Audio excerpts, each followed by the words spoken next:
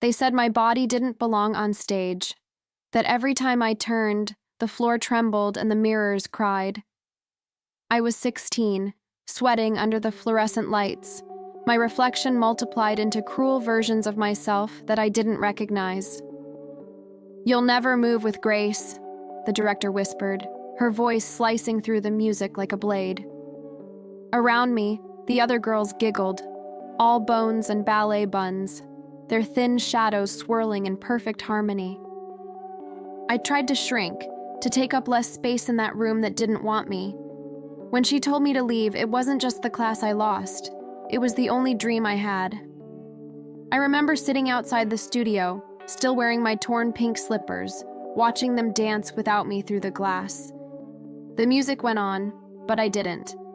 That day, I promised myself that if I ever danced again, it wouldn't be for their approval. It would be to reclaim everything they tried to break.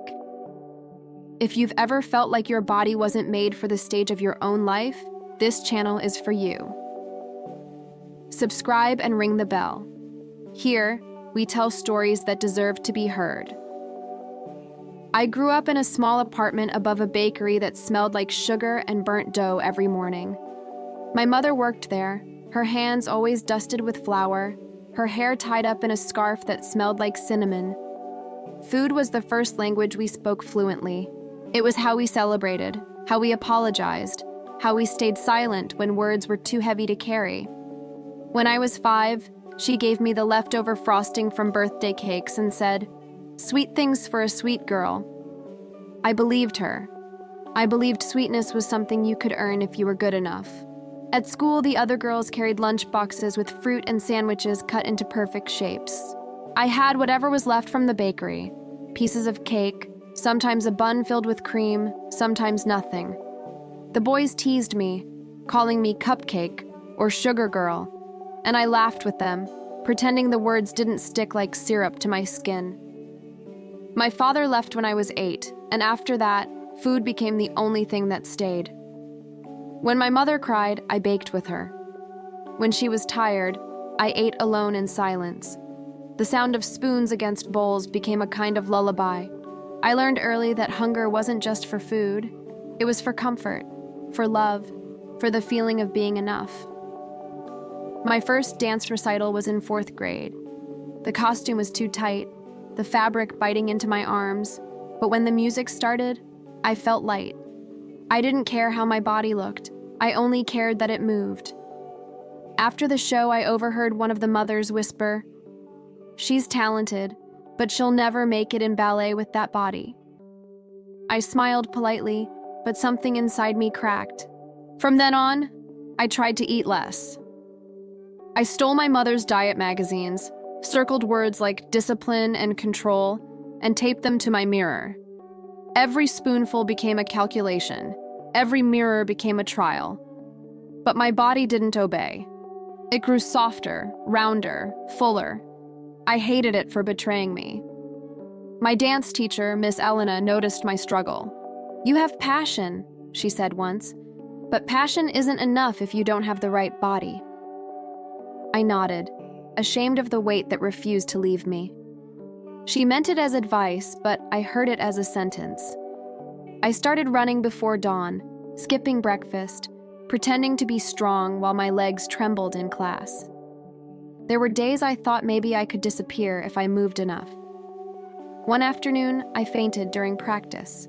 When I opened my eyes, I saw Miss Elena shaking her head, disappointed, not worried. My mother took me to the doctor, who said my blood sugar was dangerously low.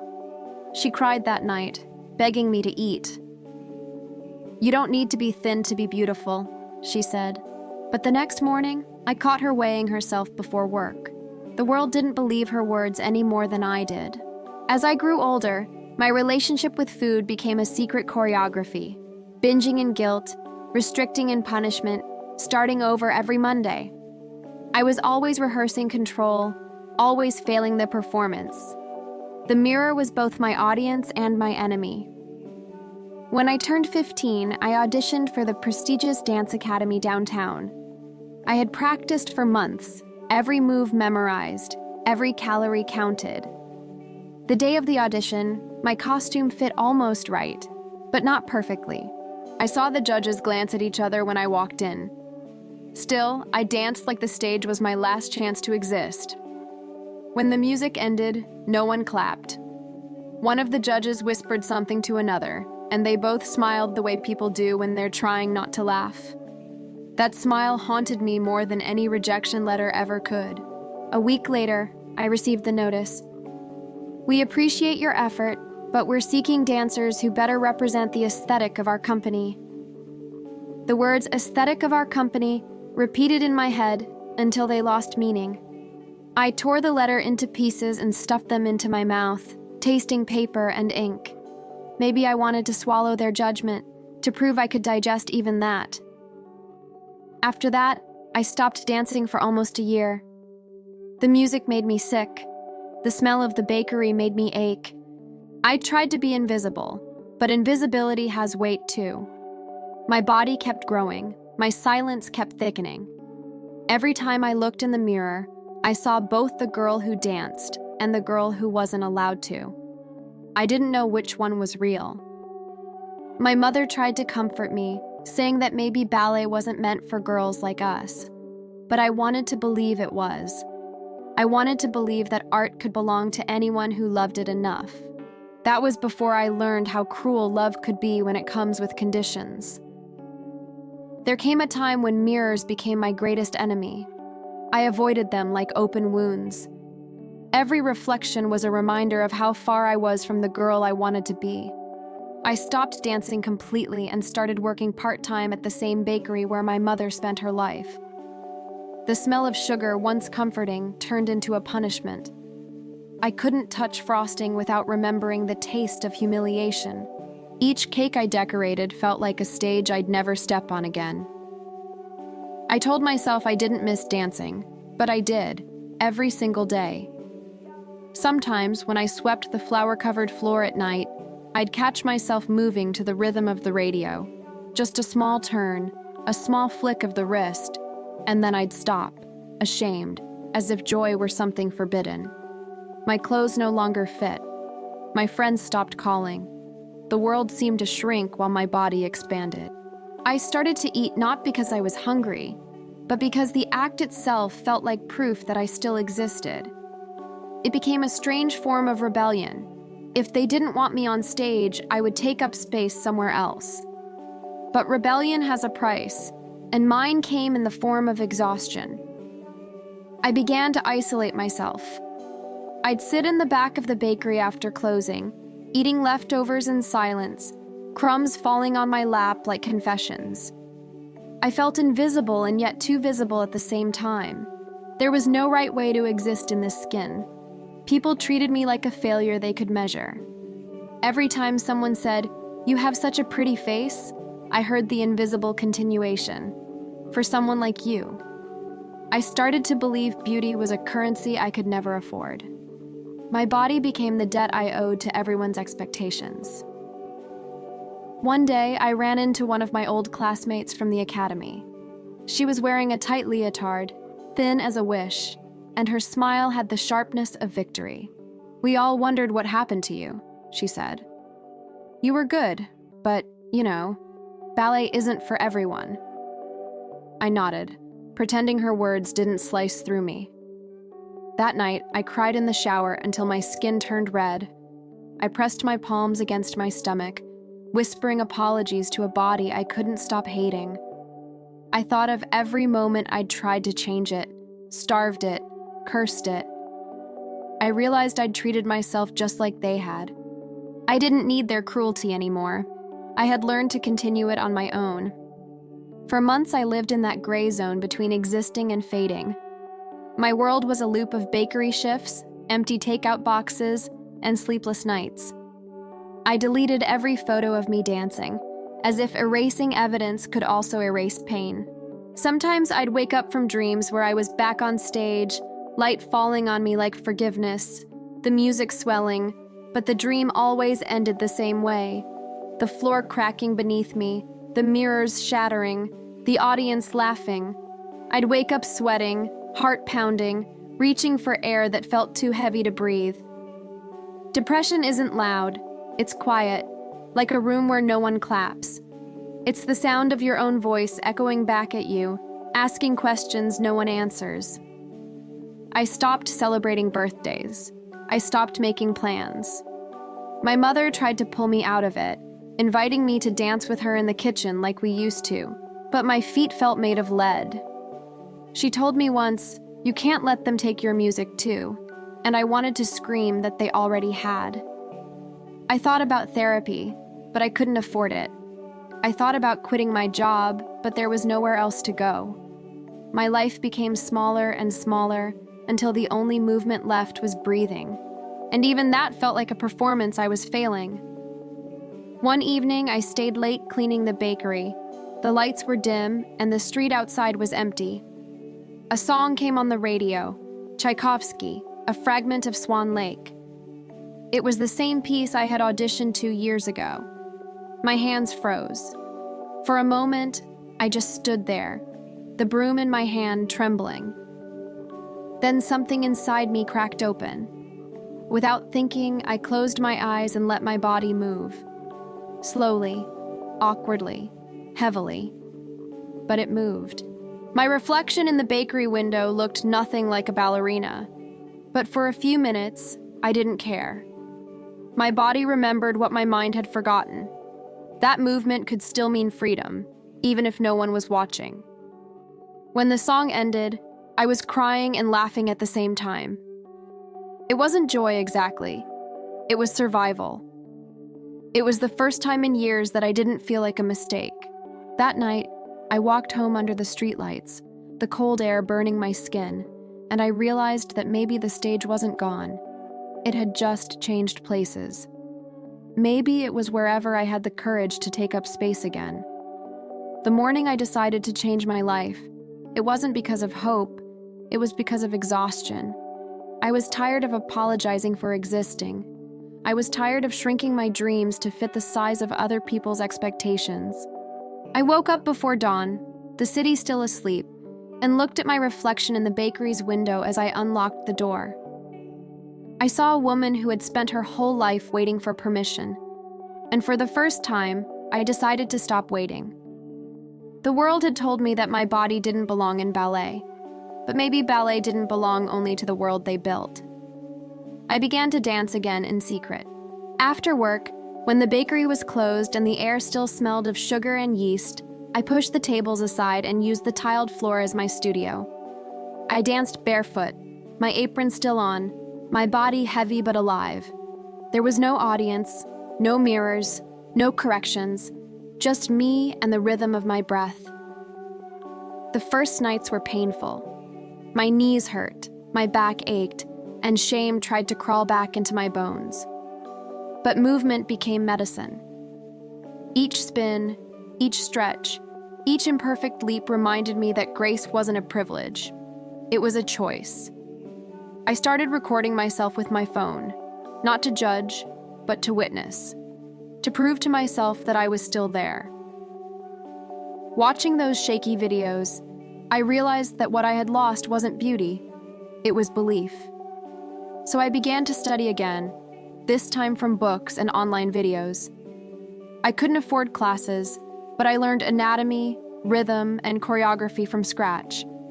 I absorbed everything like oxygen.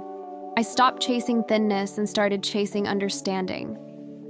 I learned that every body moves differently because every story carries a different weight. My body wasn't wrong, it was just written in another language. One night, my mother caught me dancing after closing. She stood at the door, silent, tears in her eyes. When the song ended, she clapped softly. "You look like yourself again," she said. That sentence changed everything. It was the first time in years that someone saw me without judgment. I told her my idea, to open a small dance group for women like me, for those who had been told no too many times. At first, she laughed. "You don't even have space," she said, "or money." She was right. But I had something I hadn't had before, rage that had transformed into purpose. I used my savings from the bakery to rent a tiny room above an old bookstore.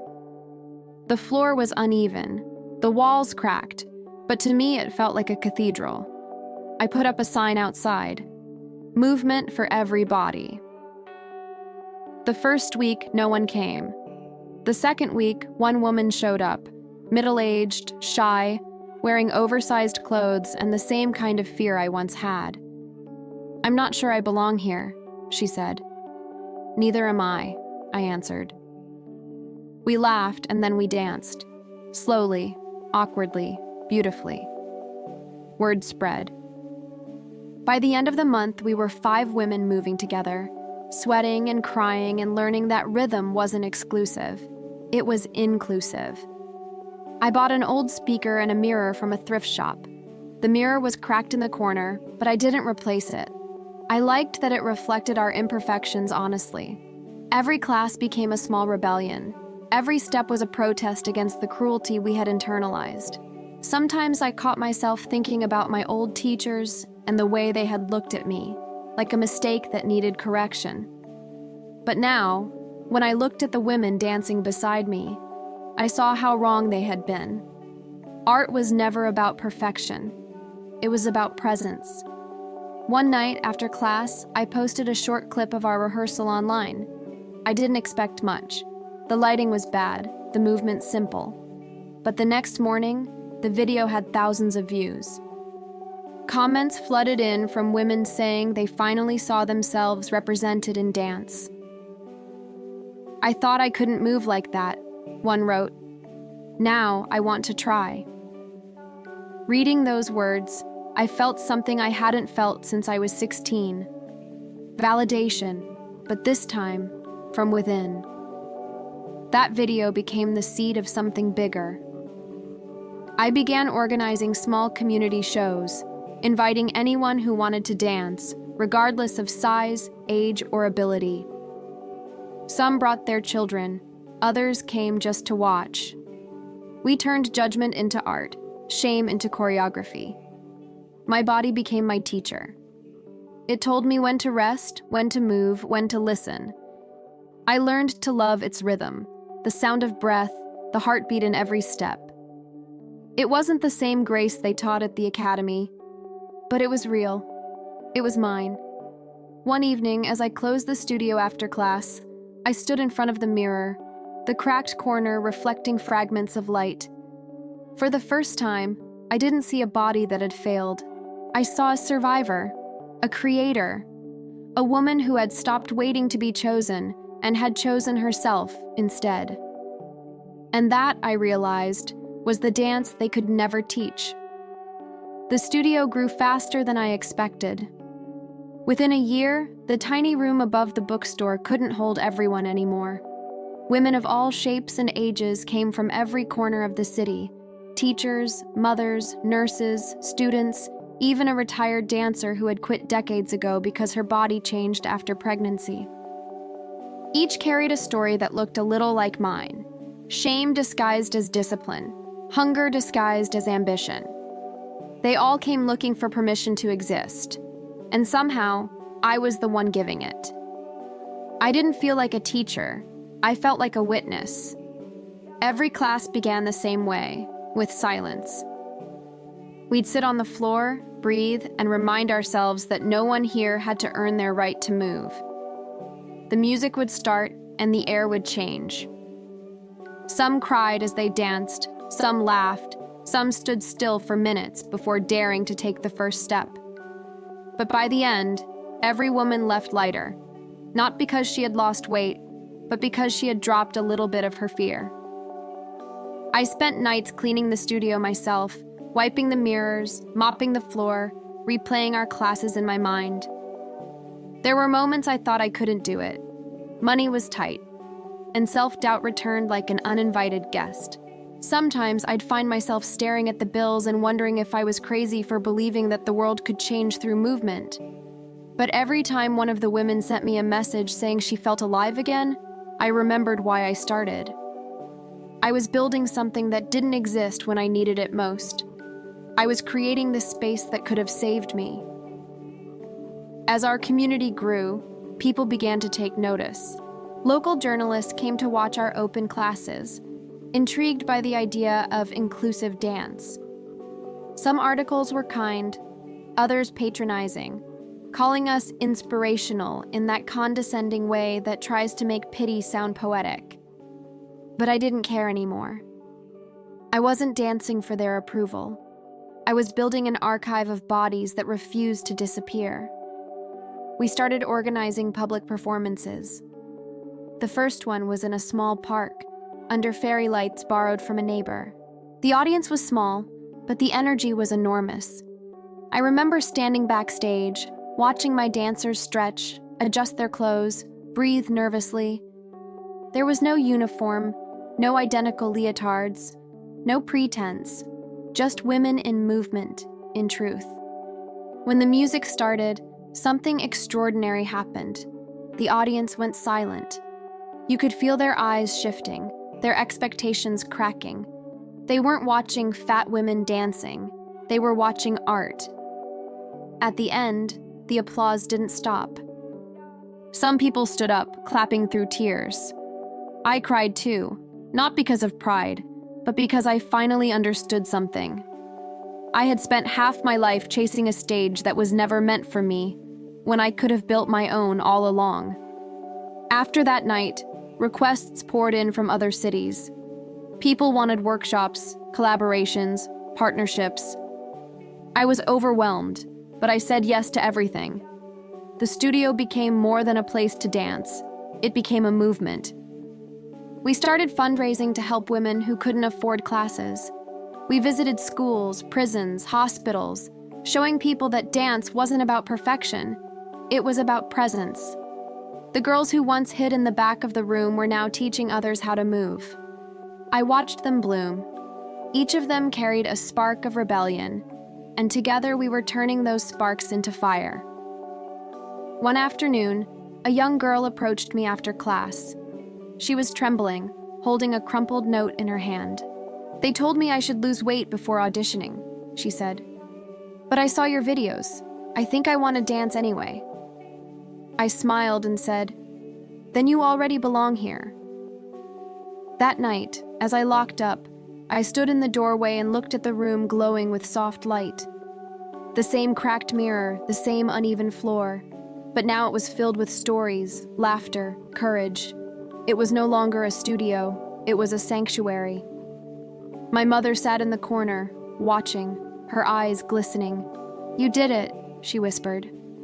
I shook my head. "No," I said. "We did." Still, not everything was easy. Success came with new kinds of criticism. Some traditional dancers mocked us online, calling it lazy art, saying we were romanticizing obesity. The comments stung, but they no longer defined me. Every insult felt smaller compared to the reality I saw every day, women finding joy where there used to be shame. I learned that when you build something that challenges the system pushes back. But I was no longer afraid of resistance. I welcomed it. It meant we were changing something real. Months later, we moved to a bigger space, a bright studio with wooden floors and large windows overlooking the city. I painted the walls soft gray and hung photos from our first performances. The cracked mirror came with us. I refused to leave it behind. It reminded me that beauty doesn't need to be whole to be true. Standing there, surrounded by the women who once thought they weren't enough, I realized I had built what didn't exist when I was 16, a world where bodies like mine didn't need to apologize.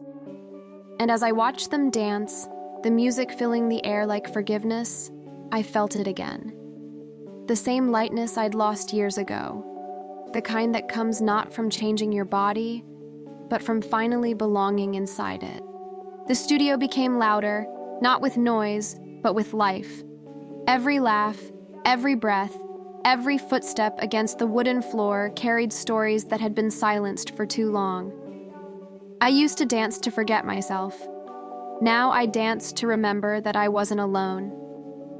The women who came to class began sharing their stories, first in whispers, then in tears, and finally in confidence. One confessed she hadn't looked in a mirror in 10 years. Another said her husband mocked her every time she tried to move, A teenager told us she wore 3 layers of clothes to school because she couldn't bear to feel her body jiggle when she walked. And yet, here they were, all of them moving, existing, reclaiming space that the world had told them not to take. One day, a journalist came to interview me. She was young, with sharp eyes and a kind smile. "Why do you think your classes have become so popular?" she asked. I thought for a moment before answering. Because women are tired of asking for permission to live in their bodies. She wrote the article, and within a week, our story spread beyond the city. Emails poured in from women across the country, some too far to attend classes, some too afraid to walk through the door, but all of them yearning for what we had built. I started filming short tutorials, not about dance technique, but about presence. I spoke directly to the camera as if I were talking to a friend. Move however your body wants to move. The world already choreographed your shame. Now it's time to choreograph your freedom. Those videos reached hundreds of thousands of people. Strangers began sending me clips of themselves dancing in their living rooms, their kitchens, even in grocery store aisles. I cried watching them. The movement had escaped the studio walls. It had found its own rhythm. For the first time in my life, I heard an echo that wasn't judgment, it was resonance. Other teachers started joining me. We held workshops in schools where children learned that bodies aren't problems to solve, but instruments to play. In hospitals, patients in recovery used music to reconnect with their bodies after surgeries and illness. In women's shelters, survivors of abuse rediscovered the power of movement as a language beyond pain. Every new class felt like a heartbeat. Every new participant another pulse in something larger than any of us. One evening, I stayed late after class, scrolling through messages on my phone. One read, "I danced with my daughter today for the first time in years. She said she wants to be strong like me." I stared at that line until tears blurred the screen. I realized then that what I had built wasn't just a studio, it was an inheritance of courage, a lineage of women who refused to disappear quietly. Still, there were days when doubt returned, sneaky as a shadow. Sometimes I'd look at my reflection and hear the voices of my past teachers echoing faintly. Too heavy, too slow, too much. But now those words didn't stick the same way. They fell apart midair, drowned out by the sound of other voices. Voices of women laughing, clapping, singing along to the music. Their energy became my armor. Their stories became my proof that change was real. During one of our performances, a little girl from the audience ran up to me after the show. She was chubby, wearing a pink dress, her hair tied up like mine once was. "I want to dance like you," she said. I knelt down and told her, "Then you already can." Her mother, standing behind her, had tears in her eyes. That night, I wrote in my journal, "When we move without shame, we move the world with us." The echo kept growing. Brands, magazines, and even famous dancers began reaching out to collaborate. Some wanted to understand. Others just wanted to profit from the trend. I learned to say no without guilt. Not everything that shines is support. Some of it is exploitation, dressed as opportunity. I protected our community fiercely because I knew what it had cost to build. But there were also genuine allies, artists, activists, teachers, who helped amplify our message. Together, we organized an annual event called Bodies in Bloom, where dancers of all backgrounds performed side by side. It became a festival of resistance and beauty.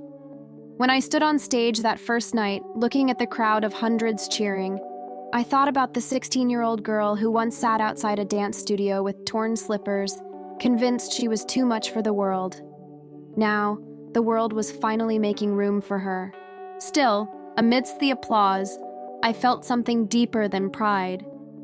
I felt gratitude for the pain that once buried me, for the hunger that became purpose, and for every voice that now joined mine. Because it was never just my story. It was the story of all of us who were told we didn't belong and decided to dance anyway.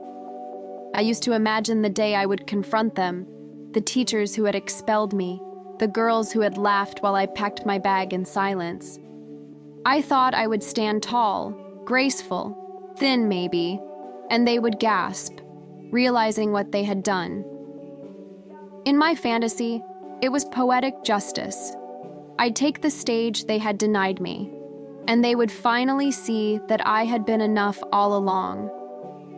For years, that scene kept me going. It was the image that powered every late-night rehearsal, every step I took toward building my studio. But real life doesn't always follow the script you write in your head. The invitation came in an email. The Academy was celebrating its 50th anniversary, and they wanted to feature inspiring alumni who pursued alternative paths in dance. At first, I thought it was a joke. I hadn't graduated. I had been thrown out. I stared at the screen for a long time, my stomach tight, my heart confused. Part of me wanted to delete the message and forget it. Another part wanted to go. Not to prove anything, but to witness the distance between who I had been and who I had become. I said yes. The event was in the same building that once made me hate mirrors. Walking through those doors again felt like entering the mouth of an old wound. The floors were polished, the air thick with nostalgia. I recognized some of the faces, older now, lined with time, but their eyes still carried that quiet superiority I remembered so well. The director who had expelled me was there too, her hair silver, her smile rehearsed. "It's wonderful to see you again," she said, as if we had shared fond memories instead of humiliation. "We've been following your success. You've done such meaningful work." Her words were wrapped in politeness, but I could hear the subtext. You made something out of what wasn't enough. I smiled back, calm. "Thank you," I said. "It means a lot coming from the person who told me I would never dance." For a second, her expression faltered. Then she laughed, light and diplomatic, as if deflecting a joke. But I wasn't joking. I didn't need her apology anymore. I wasn't there for revenge. I was there to let go. When it was my turn to speak on stage, the auditorium lights blinded me for a moment. I looked out at the audience and saw rows of students, parents, teachers, all waiting. My hands trembled, but my voice didn't. I told them my story, not the pretty version, the real one. The shame, the rejection, the nights I danced alone in a bakery after closing. I told them that art belongs to anyone who dares to move, that beauty isn't a size, and grace isn't a privilege. When I finished, there was silence, a long, heavy silence, and then applause. Not thunderous, not standing, just steady, honest. It wasn't triumph I felt, it was peace. I realized the scene I had imagined for years, the dramatic confrontation, the tearful apology, the cinematic closure, was never going to happen, because I didn't need it anymore. Healing had taken another form. It wasn't them recognizing my worth. It was me no longer depending on their recognition. After the event, I walked through the empty halls one last time. The mirrors were still there, but they didn't hurt anymore. I looked at my reflection, older, heavier, but free. My body wasn't the enemy. It was the witness of everything I had survived. On my way out, one of my former classmates stopped me. She had been one of the girls who used to laugh the loudest. "I wanted to say," she began, hesitating, "I'm sorry for how we treated you." I smiled. "We were all just trying to survive something," I said. She nodded, eyes glassy. There was no revenge in that moment, no satisfaction, just understanding. The past wasn't a stage I needed to perform on anymore. It was a story I had already finished writing. That night, I returned home and opened the studio. The women were still there, waiting for me, ready for class. We danced under the warm lights, laughter echoing off the walls. I realized the stage I had been chasing all those years wasn't behind me. It was right here, beneath my feet. The audience I wanted wasn't made of critics or teachers. It was these women who saw me, truly saw me, and reflected something kinder than any mirror ever had. The scene I had once imagined never came, and thank God it didn't. Because the ending I found was better, quiet, honest, real. It wasn't revenge that healed me, it was grace. There was a time when I thought my body was my enemy. I blamed it for every humiliation, every door that closed, every whisper that followed me down the hall. I starved it, punished it, hid it under loose clothes and fake smiles. I thought if I could just change it, the world would finally love me back. But I was wrong. My body wasn't the reason they rejected me. It was the reason I survived them. It carried me through every fall. Every night I danced alone in the dark. Every morning I woke up determined to try again. It wasn't my shame.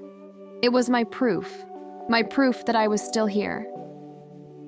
Now when I dance, I feel the years vibrating through my skin. The girl who was expelled still lives inside me, but she doesn't cry anymore. She moves, she twirls, she forgives. My body remembers every step that led me here, the trembling knees, the aching back, the heartbeat that refused to quit. It remembers how to bend without breaking, how to carry weight without collapsing, how to keep time even when the music stopped. It saved me not by changing, but by enduring. I used to believe that freedom would come the day I finally loved my body. But love wasn't what saved me. Acceptance was. The quiet kind that doesn't demand perfection, only presence. My students often ask me, "How did you find the courage to start again?" I tell them the truth. I didn't. My body found it for me. It kept showing up even when my mind wanted to disappear. It kept dancing, even when no one was watching. Sometimes I wonder if this was the purpose all along, not to fit into their stage, but to build one wide enough for all of us. The old mirrors from the academy couldn't contain me, but these walls, filled with laughter and sweat and music, reflect something real. We end every class the same way. Lights dimmed, everyone barefoot, standing in a circle. We place our hands over our hearts and breathe together. This, I tell them, is our choreography.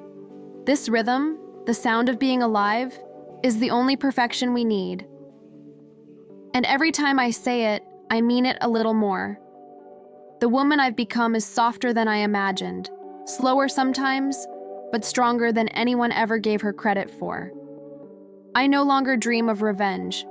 I dream of rest, of peace, of continuing to dance even when my body one day refuses to move the way it used to.